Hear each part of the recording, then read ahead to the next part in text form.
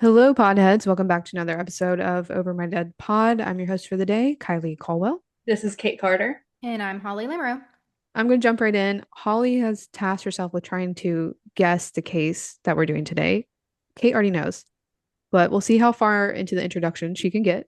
Apparently it's gonna be shocking. I hope so. So it's 10 p.m. on a hot Thursday night of May 3rd, 2007.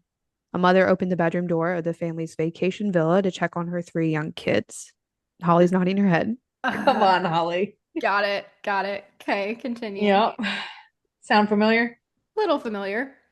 She expected to find them as they always were, asleep, but instead she finds an empty bed, an open window, and raised shutters. Her 3-year-old daughter was gone, and all the mom could say was, "She's been taken." Those words would echo across continents, fuel theories and searches, even 19 years later. This is the story of the disappearance of Madeleine McCann.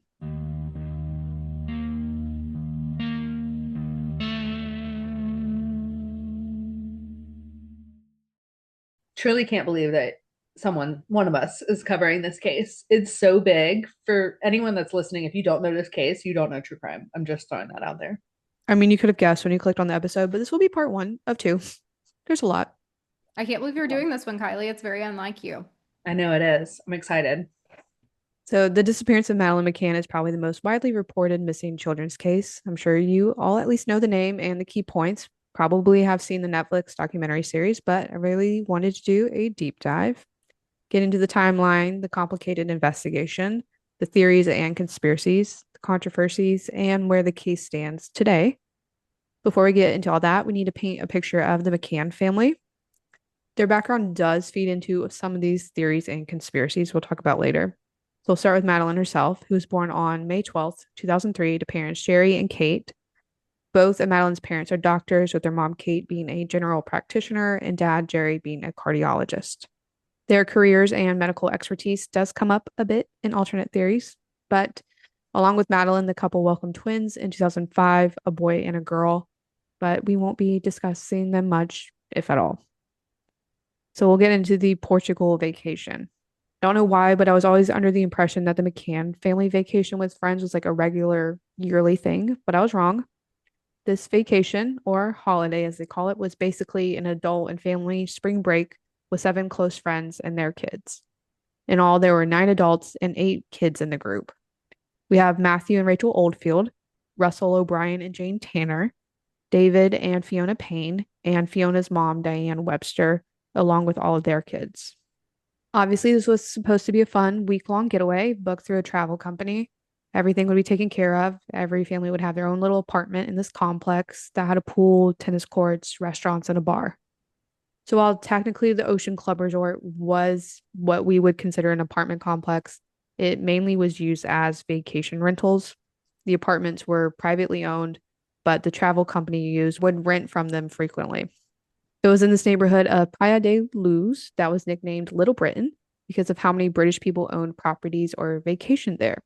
It's a small, safe town on the very bottom of Portugal. When I say small, I mean it. They have a population of like 3,000 people. But back to this Ocean Club Resort, because the layout is very important to understanding what went down. There's 2 large buildings beside each other with balconies overlooking a large adult pool, with a smaller children's pool behind the further building. On the other side of the pool was the infamous tapas restaurant. There isn't much distance between all these places. You can clearly see the apartments from the pool and even from the restaurant. Now, the McCanns were in apartment 5A. So if you're facing the building from the pool, it's the one on the bottom right, closest to the public street. The Oldfields are right next door in 5B. Then we have Jane Tanner and Russell O'Brien in 5D, and the Payne family and mom Diane on the second floor, right above everyone else. Side note, if you go read about this case, it can be kind of confusing as an American. We're the odd ones out. Everyone else calls the first floor the ground floor. So what we would consider to be the second floor, that's the first floor. Found that out the hard way. Anyways, the McCann family arrived at the resort on April 28th, 2007, and the vacation was pretty uneventful. Good, but uneventful. No drama, nothing stuck out. Everyone would spend their days hanging out by the pool, playing tennis, and then at night, all the kids would be put to bed and the adults would meet up and hang out at the tapas restaurant across the pool, which is about 165 feet or 50 meters from the rooms. The group had a system each night while they're hanging out and drinking at the restaurant. Every 20 to 30 minutes, one person would go check on the kids back in their rooms. And the system has obviously raised a lot of questions. How could you leave these children alone at night in a place you've never been before in a foreign country? And I'm not a parent. I'm going to call Kate in on this one. I see why people are critical, but on the other hand, it was 2007. The kids are 165 feet away and they're checking in on them every 20 to 30 minutes. I don't think it's that crazy. Parent perspective of two coming in. I will say I've thought about this case a lot, obviously, and especially now that I have like girls of my own. I totally don't think they were in the wrong at all.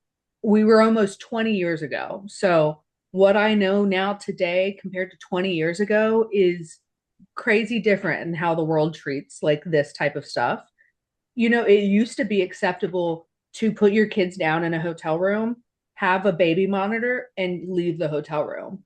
Now you'll have CPS called on you if someone even thinks that you're doing that. You know what? I don't know. It's really hard to say now what I would be doing because we know so much. But I truly don't think they were in the wrong. I really don't. Especially because they were checking in. They probably had, I don't think this was ever mentioned anywhere, but I bet you they had a sound baby monitor of some sort or something like that, you know, like I don't think they did. okay. Okay, I can't remember how far away you said it was, So but close. could they see? Like, If they were looking at, they could see the door from the pool, okay, couldn't they? I feel like I heard someone say that at one point talking about this case. Like they could literally, like it's not like they could see the kids in the room, obviously with No. the door, whatever. But someone was like they could see the building, like they were right beside the building. And like to me, I mean, again, I don't have kids, so I'm with Right. Kylie. I have to listen to Kate on this one, but I think that it would be fine with me. Maybe Right. depending on the country and like how safe the place was that we were staying. Yeah, if I felt safe there, I feel like that's totally something I would be okay with. Let's Yeah. say you can see the door is locked. Even if the door was around the corner, because it wasn't the pool around the corner. We'll get into that because you couldn't see the door and the door was unlocked. Okay. Door should not be unlocked. That's a no. And you know what? I take back everything I might have just said. You have, if the door is locked, then more comfortable. If you can see the door, more comfortable. If there's a window, that window better be locked as well. But like there's things to hit or miss. I will say, giving the parents credit, it was 20 years ago, but I think I would need to be able to see the door. Well, I mean, what if one of the kids like wandered out too? Like lock the door. The whole unlocked thing throws me for a loop. So we'll get into it. So it's an apartment. There's a patio door, which in the patio would face the pool and the restaurant. And then Right. there's a front door that leads out to the other side of the building. The front door is locked. The patio door, which they were using to get into the apartment from the Yeah. restaurant back and forth, that could only be locked from the inside. Okay, so you keep it locked and go around every time. You know, like there's no, okay, I will say there's no way in hell I would leave a child in a room with the door unlocked. Great point. That part is a no-no.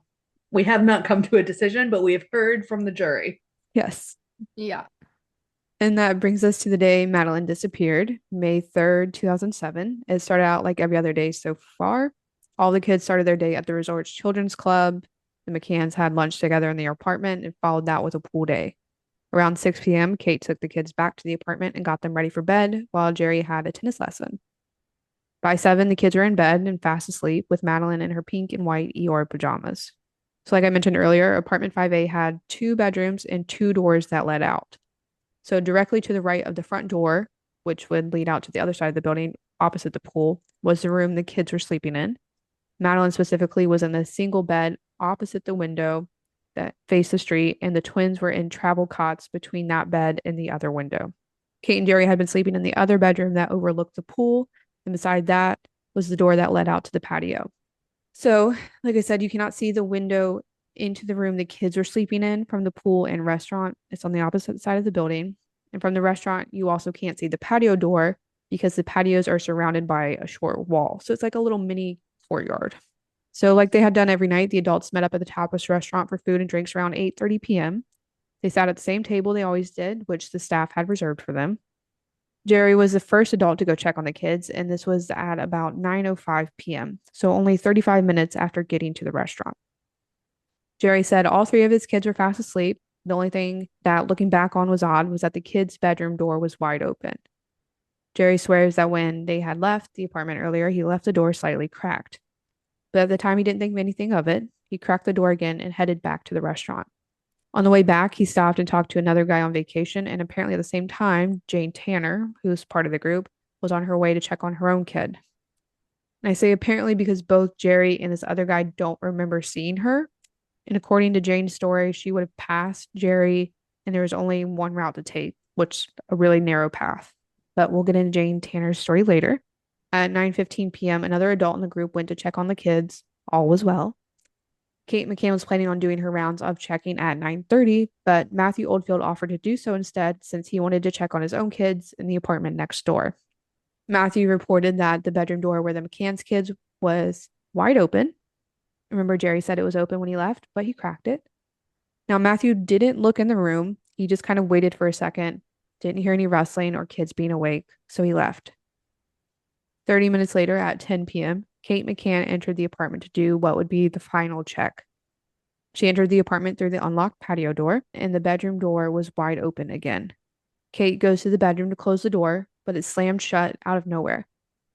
She opens it again and notices the one window and shutters were open. They created this draft that pulled the door closed. She glances over to the bed on the left and sees Madeleine's stuffed cuddle cat and blanket, but no Madeleine. Kate began to frantically search around the apartment, but there were no signs of her daughter. She ran as fast as she could back to the restaurant, screaming, quote, "Madeleine's gone. Someone's taken her," end quote. If you were in this situation and you walked into the room, and like, I'm thinking about this as a mom as well, is that your first thought that someone's taking your child? I think I would come to that after I had searched around the apartment. Yeah. Yeah, me too. Searched around the apartment and potentially searched around the area. You know, like if your kid can open a door, they can be gone. Immediately, the entire group started frantically searching, running around the resort, yelling Madeleine's name. Matthew Oldfield was tasked with alerting the resort receptionist, who called the police and activated their missing child protocol. I will say the staff and the other guests at this resort, they were on it. Everyone pitched in and searched on foot until about 4:30 in the morning. The police, however, were a bit slow to get there. So two officers arrived at the resort at about 11:10 p.m., which was 40 minutes after getting the call from the receptionist. But the two officers that showed up were from the National Guard. They searched for about 50 minutes and then they called the criminal police. According to the police's report, they got to the resort in about 10 minutes, but everyone else disputes this, saying they didn't show up until after 1 a.m., over an hour after being summoned by the National Guard. And there were a lot of mistakes by the police during this initial search. Around 2 a.m., they deployed 2 patrol dogs, and at 8, 4 search and rescue dogs joined. Basically, the plan was just to walk around and yell Madeleine's name because everyone just assumed she had wandered off. Which I get it. It's more likely for a child to do just that. But in instances where foul play is involved, there's a lot more that needs to be done, and you've kind of just screwed the investigation. In this case, the police didn't release a description of Madeleine to their version of Border Control and the Coast Guard until hours later. They didn't do house-to-house searches, like knocking on doors and asking people if they saw anything. They didn't even interview most of the people who were staying at the resort that night. The list of things keeps going, though. Roadblocks weren't set up until 10 a.m. the next day, and investigators never requested surveillance footage from the roads, which was monitored by a private company. This company, called Eurostar, told the Telegraph magazine back in 2007 they were never asked for the footage. Obviously, I tried to figure out if police got the footage later or what. Couldn't find a clear answer. So I don't know. I would assume and hope they would have the footage by now. But they haven't confirmed nor denied if they have the footage, so who knows? And I would also assume that if they did, at this point, they would have released it so the public could help identify a perpetrator. But who's to say? But let's get into reported sightings that were reported to police in the early hours and days of the search. After Madeleine disappeared, Jane Tanner reported that she saw a man carrying a young child across the street when she had gone to check on the kids right after Jerry did. Remember, Jane went while Jerry was coming back, but Jerry and that guy he was talking to never saw Jane. So Jane also said that this child was wearing pink pajamas like Madeleine had been wearing. When Madeline was reported missing, Jane gave a description of the sky, and a forensic artist created a drawing of what she saw. A white man, about 5 feet and 7 inches tall, in beige pants and a dark jacket. In the early days and chaos of this case, everyone was looking for this man, and he still comes up if you haven't heard any updates. Everyone assumed this man was carrying Madeline. But all the way in 2013, police determined that this was completely unrelated. They found the man. He was another British man on vacation at the resort, carrying his own daughter back to their room. And this is like confirmed to not have been Madeline. They had photos of his daughter in the pajamas she was wearing that night. They had the guy dress up like the sketch made from Jane's description and stand in the same pose. It was him and his daughter. Kind of mind blowing that it took 6 years. Was it 6 years? 13 minus 7 is, I don't know. 6. Yeah. Yeah. We don't do math here, but a little mind blowing it took that long. We do have another possible sighting for that night, but this wasn't reported to police until May 26th, so 23 days after it happened. Martin and Mary Smith, who were in the area on vacation from Ireland, reported that that night, around 10 p.m., they saw a man carrying a girl down a street about 500 yards from the apartment. The man was walking from that area and towards the beach. Martin and Mary described the man as a guy in his mid-30s, 5'7" to 5'9", slim build with short brown hair. According to them, he didn't look like a tourist and appeared to be uncomfortable carrying the girl. It didn't look like a dad carrying his sleeping kid home. The girl, by the way, they said was 3 to 4 years old, had blonde hair, pale skin, and was barefoot, wearing light-colored pajamas. So based on their descriptions, private investigators, not police, private investigators created e-fits for this guy. So an e-fit, imagine, those like early 2000s cop shows, and they're like clicking through like these eyebrows, until the witness is like, oh, it's these ones. And like for each body part or part of the face. So it's just like little stock images instead of being drawn. Do you guys ever think about the fact, like, if you were involved in a case and they were trying to get a drawing or something, digital creation of the person you saw, how you would describe a human? Because I don't think I could do it. Honestly, I don't think I could accurately describe you guys to No, an officer. no. They'd be like, tell me about her nose. I'd be like, I don't know, a nose? Like, I would have to look at people online and try to like put things Well, together. I think they do that. Like I think that they like may not be every sketch artist, but some of them like you flip through a thing and you're like, okay, this looks close to this nose, and they put it together into the face. That sounds wonderful because can you imagine just trying to draw something? I mean, obviously it doesn't work very well. Look at these sketches that we see. Yeah. I still think about the leprechaun sketch. So, That one's great. We have other witness statements from locals and other people staying at the resort that weren't part of the group. There were reports of a man acting odd near the apartment a few days before Madeline went missing. There were also reports of a man asking people for money for an orphanage, which, by the way, did not exist. The begging and scams aren't the weird part. What is weird is the fact that the family who rented apartment 5A before the McCanns reported that they found a man on their patio, and when confronted, he started asking for money for this orphanage.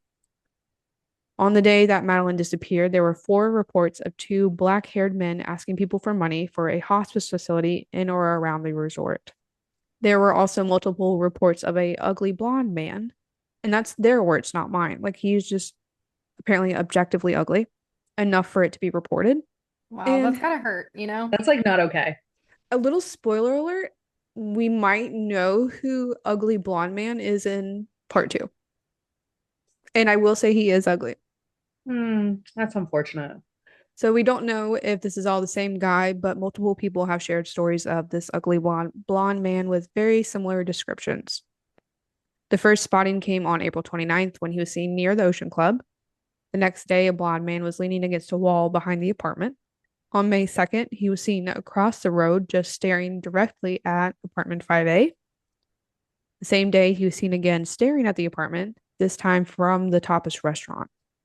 On the day of Madeline's disappearance, May 3rd, a girl reported seeing a blonde man leave through a gate in the apartment below hers, which would be 5A. And at 2:30 p.m., 2 blonde men were spotted on the balcony of 5C, which was empty. So no reports of anyone staying there, having it booked. And sometime between 4 and 5 p.m. that afternoon, a blonde man was seen near apartment 5A again. An hour later, he was seen in the stairwell of the building. And then around 11 p.m., so after Madeleine disappeared, two blonde men were seen arguing on a nearby street. And when they noticed they were being watched, the two guys stopped arguing and walked off. So, like I said, we have no idea who these people are or even if all these sightings are of the same guy, but it is something to note. Keep in the back of your mind. And obviously, these witness statements and sketches haven't helped much. It's been 19 years, and we don't know what happened to Madeleine McCann. And you may be wondering, well, if they can't get anywhere with sketches, what about evidence from the apartment? Well, here's another big mistake. The crime scene was not secured. According to Mom Kate, the only area that was taped off was the bedroom that the kids were sleeping in. So the entire apartment was just open and available. And it wasn't until after 20 different people had entered it did they tape it off. This included adults in the group, staff at the resort, and investigators. I've Love that. never seen one mistake happen so many times than crime scenes not being closed off in investigations. Like, what is the disconnect? Should be your first thought.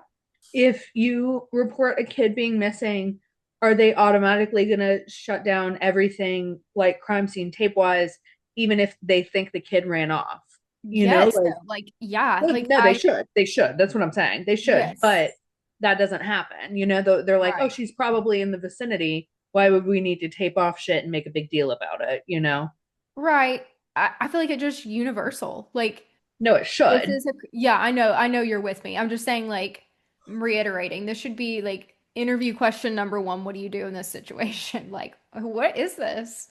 Yeah. Tape off the crime scene and don't take a polygraph. Okay, people? Yes, we're Ah, adding it to the Over My Dead Pod rulebook. Yep. Also, according to police reports, the officer who dusted outside that open window in the bedroom for fingerprints did not wear gloves or protective clothing, like those little white plastic suits that are so fashionable. And I don't know if they were able to get any fingerprints or how reliable any of that would be, considering the possible contamination. Also, we have to account for the fact that this is a resort with guests coming and going all the time. There were also crowds of people ascending onto the apartment, either searchers just voluntarily coming to help, or people trying to get a look at the big case everyone was talking about in the news. We do know police took samples from the bedroom, and by June 1st, only one sample could not be attributed to any known person. So it wasn't any member of the group, staff, police. And this is what they call the stranger DNA. And to this day, this stranger DNA has not been identified. But let's talk about the first named suspect. This guy named Robert Murat lived at his mom's house about 150 yards from apartment 5A. It wasn't the proximity that brought him into focus, though. It was the fact that a journalist told police that Robert was asking about the case. Robert Murat was a familiar name to the police, though. He had signed up as an official interpreter during the searches. So we have proximity, and we also have a guy that appeared to possibly have been inserting himself into the investigation, something we've seen before. Perpetrators will constantly check media coverage, talk to the police, even join searches to figure out how close police are to them. Or sometimes they do these things to revel in the misery and pain they've caused.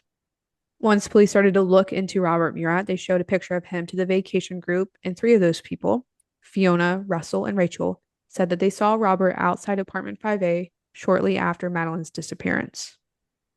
A nanny at the resort and two other vacationers also said they saw Robert there. Which, okay, he lived there. There's all this commotion going on. Listen, if I see police sirens or I hear police sirens, I'm walking outside my house to see what's going on. 1000%. But absolutely. we're also nosy bitches. Maybe Robert's a little nosy. I don't know. Right. Because I know I could name a few people who would hear the sirens and be like, absolutely not, lock my doors, don't look outside. Us up in the scene.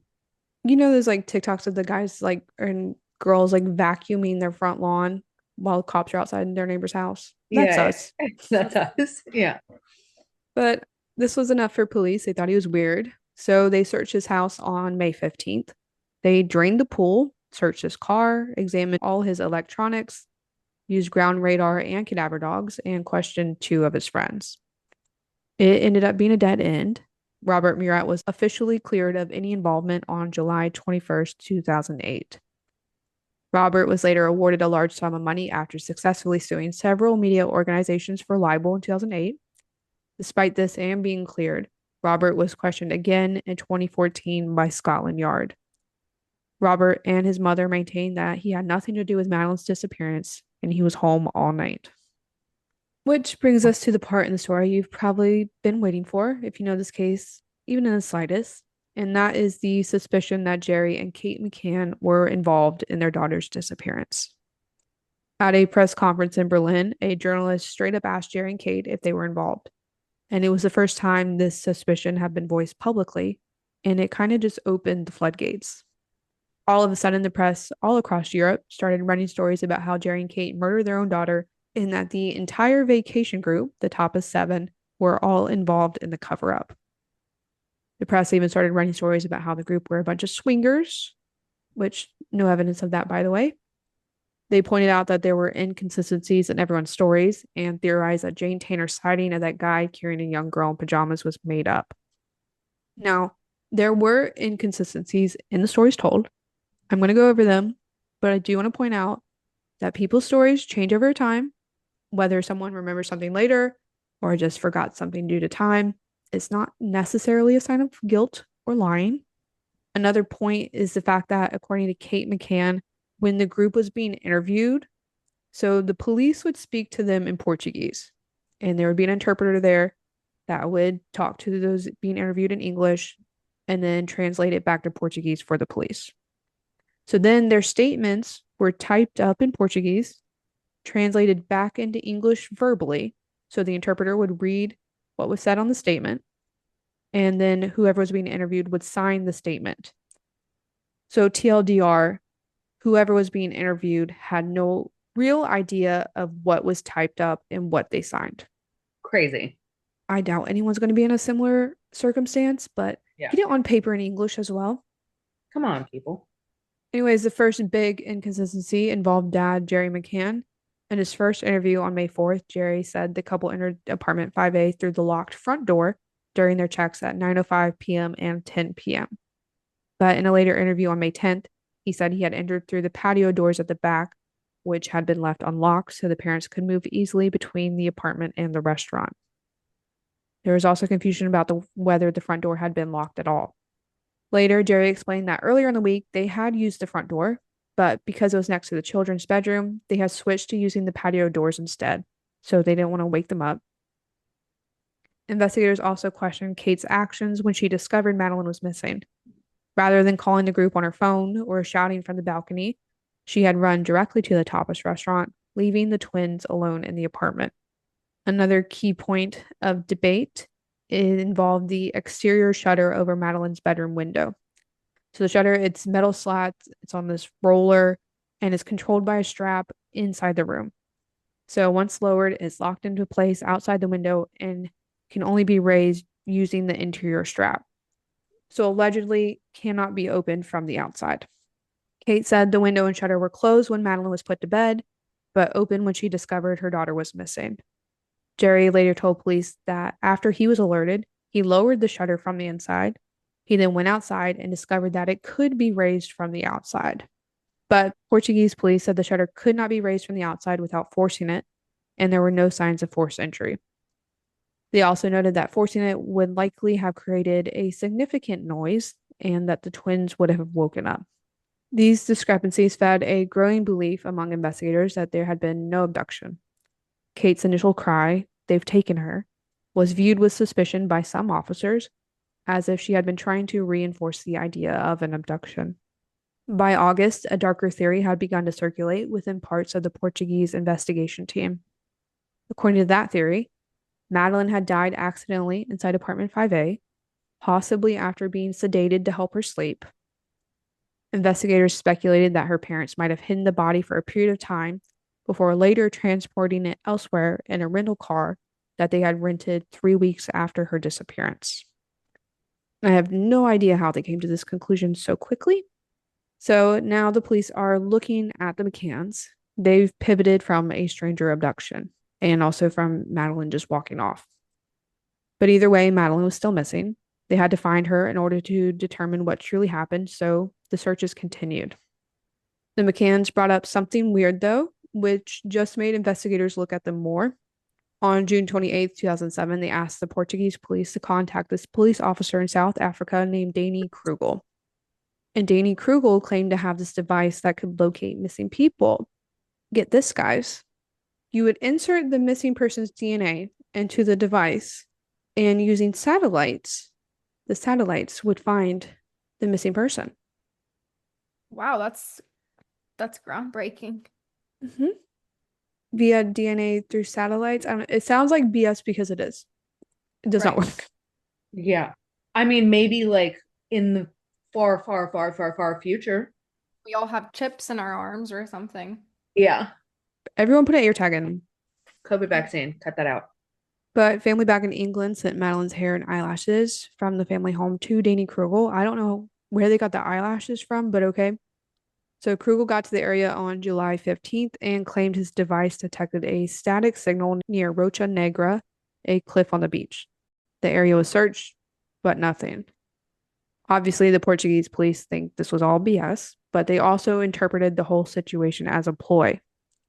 The lead investigator, who thought the McCanns were involved, thought that this whole thing was an attempt to kind of reveal Madeleine's location without directly implicating themselves. Kind of like oh, maybe you should look over here, knowing she would be there, sort of thing, without the Yeah. perpetrator directly leading them there. Yeah. I can see that. With not much to go off of and a suspicion that Jerry and Kate did something to Madeleine, the authorities in Portugal sent a letter to the British police asking for assistance in searching. The British National Policing Improvement Agency sent down Mark Harrison, the National Search Advisor. He reviewed the search areas, walked the terrain, and even surveyed the region from a helicopter.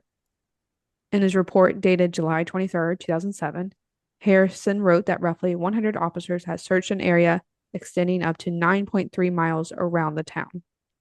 But he noticed something troubling. Aside from a search and rescue team from Lisbon, most of the officers involved had little or no formal training in search procedures. Search dogs had been used, but only after 5 days, which was far later than recommended. So Harrison recommended expanding the search to include the beach, nearby open land, Robert Murat's property again, apartment 5A itself, the apartments used by the top of seven, and any vehicles rented by them.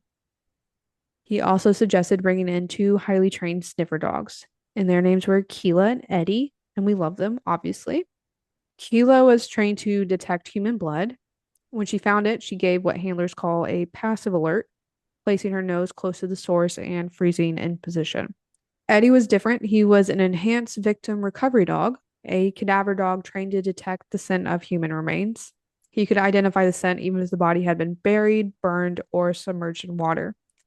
And Eddie was trained to bark only when detecting that specific scent. The dogs arrived on July 31st, 2007, and were taken to search apartment 5A, nearby wasteland, and the beach. In the apartment, both Keela and Eddie alerted behind the couch in the living room. Eddie also alerted near the wardrobe in the main bedroom where Jerry and Kate had been sleeping. Neither dog alerted to anything in the wasteland or on the beach. Police then got search warrants to search the house and a car that the McCanns rented after the disappearance, since they had been staying nearby during the searches. On August 2nd, the dogs were brought into the house, and Eddie alerted one time when he encountered Madeleine's stuffed toy, the cuddle cat, that was in the living room. Police collected numerous items: clothing, the cuddle cat, latex gloves, suitcases, a notepad, two diaries, and a Bible. So inside the Bible was a marked passage from the book of Samuel about the death of David's child. Investigators copied the passage into their case file along with the Portuguese translation. Now, all the reports say it was like marked. It's photocopied in the case file. I didn't see a single mark or highlight. I don't know if it's like a black and white photocopy, but to them, they're like, oh, parents obviously reading the Bible about the death of a child. Obviously, they killed her. That was their assumption.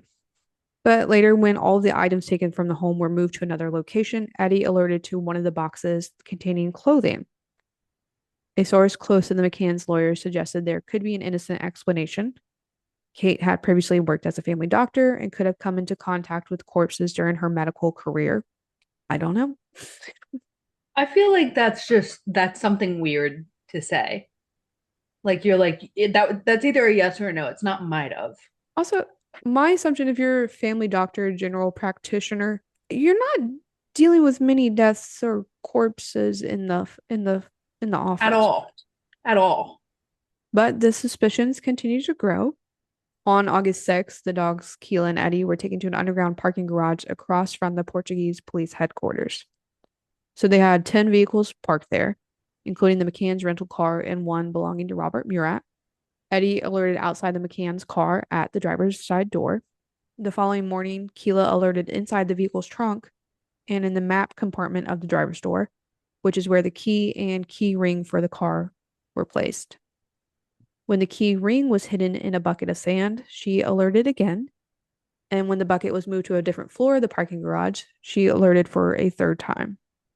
Hairs and fibers found in apartment 5A and in the car were sent to a lab in England for analysis. But before the DNA results were even in, police summoned the McCanns to a meeting at their headquarters. And the Portuguese investigators called them in to essentially tell them that they abandoned the abduction theory. They told the McCanns that the case was now being treated as a murder investigation, and they were being questioned as the primary suspects. And you'll have to tune in next week for part 2 to hear what went down next. Oh, dang. Damn, Kylie. Leave them hanging. Oh my God. I was not expecting for it to end right there. I had to end part 1 on a cliffhanger. Wow. What do we think about with dogs alerting more than once to something? Like I know some people like don't believe in it at all. I mean, like Keela alerting to the key ring 3 times in 3 different locations. That's got to be something. Got to be something. Yeah. Also, they brought in like the top of the top dogs. Right. It's not like they just took Finley. No, Finley would be sniffing and alerting to everything. No offense, Yeah. Finley. Listeners, Finley's my dog and he doesn't have much going on upstairs for him. Very special boy. He's a special boy. But yeah, like I don't there had to have been something that Keela alerted to multiple times, you know? Like it's not at that point it's not a coincidence. Yeah, and so she was a dog that was trained to alert for blood. So she alerted behind the couch and the key ring. The thing is, though, is okay, the apartment that they're in, that's rented. Every week there's a different family there. The car also rented. You know, there's a lot of possibilities. I've bled places. We've all bled different places. Yeah. That's just like, well, no, I was gonna say that's just like hair, but it's not because hair is actually like much stronger than that. But blood in general, I totally understand that. I think it's always a good idea though that the families looked at first, obviously, you know. It is statistically more likely to be a family member when a child Yeah. is murdered, but we can't close all the other doors. All right.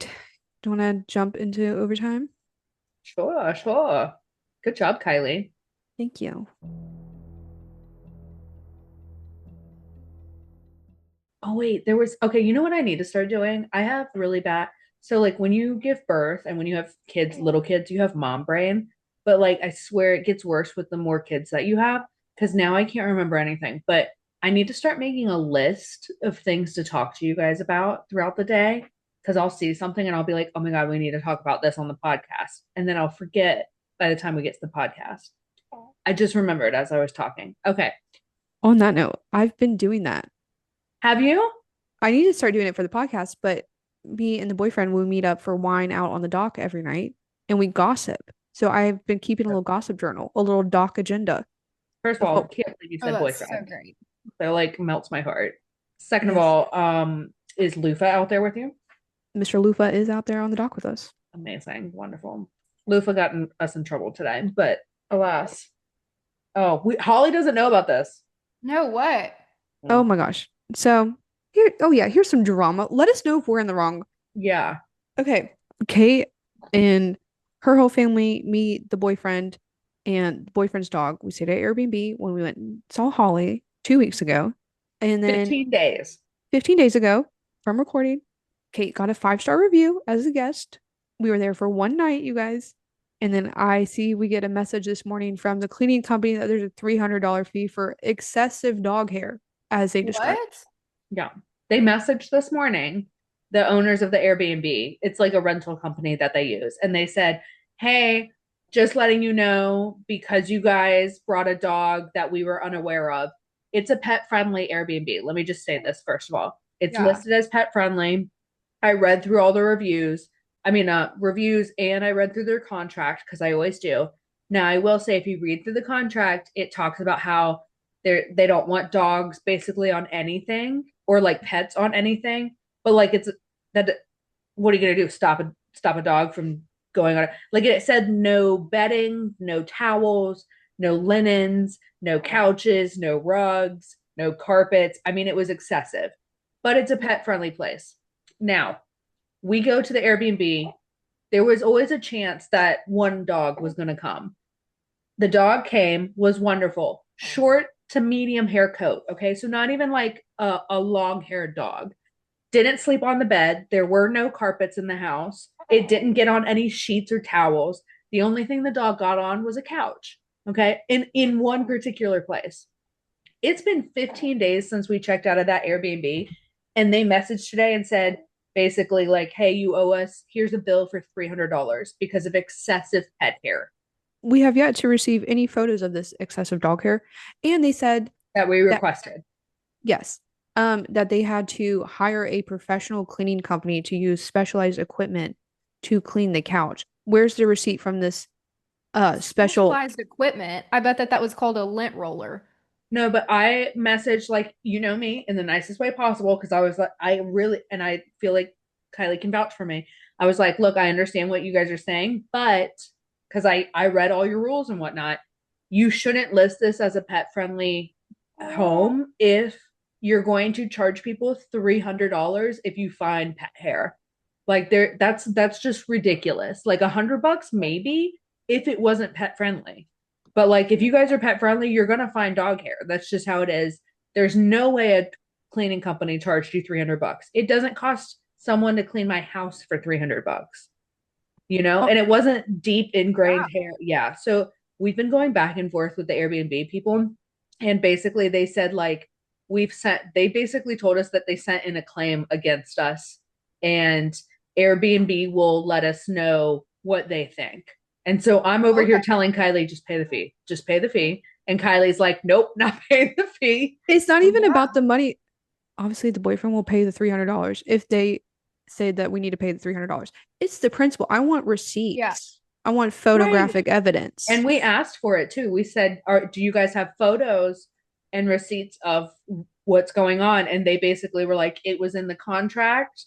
You can't have, the cleaning company did it. They charged us. You have to pay for it. Here's another thing. I'm tired of showing up at Airbnbs that they lock away like the vacuum and the cleaning supplies.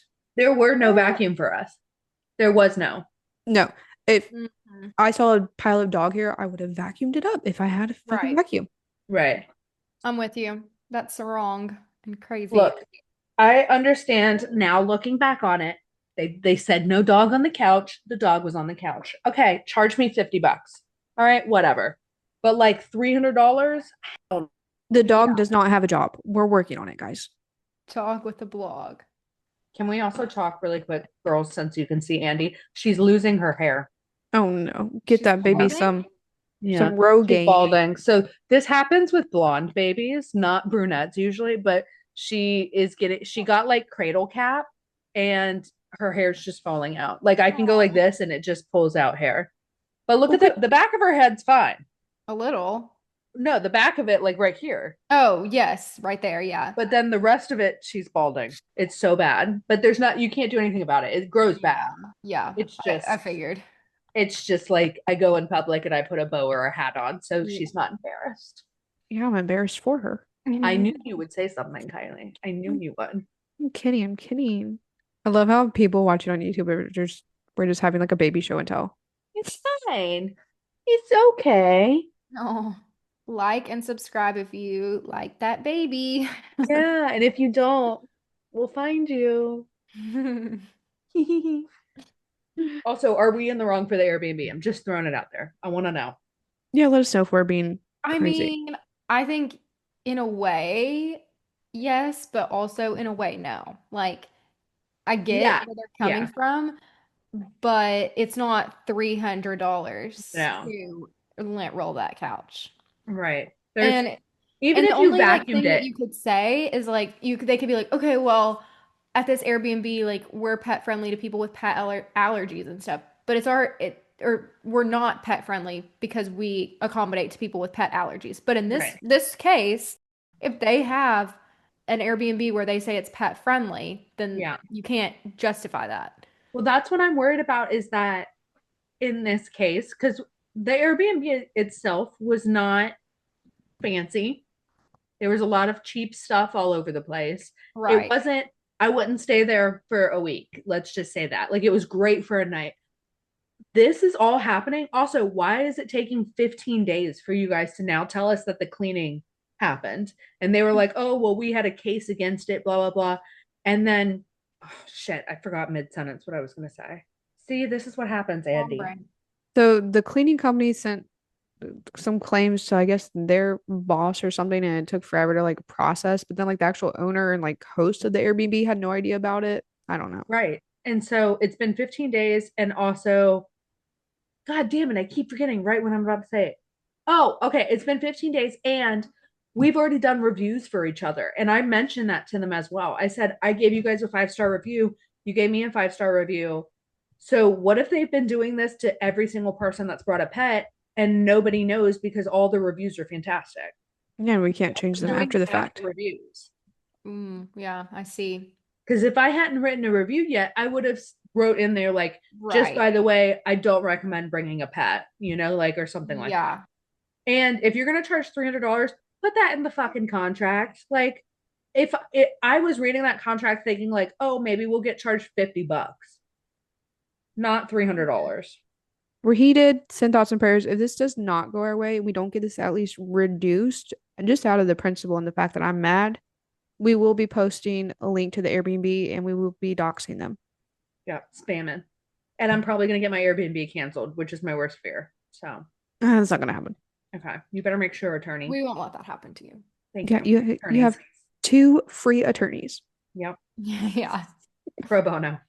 All right, guys, we're gonna go read up on some Airbnb law, but we'll see you next week with part 2 of the Madeleine McCann story. Make sure you like, subscribe, follow so you get notification when it drops. Like, subscribe, follow all the things on social media too. And goodbye. Bye. Bye. Andy, can you say bye?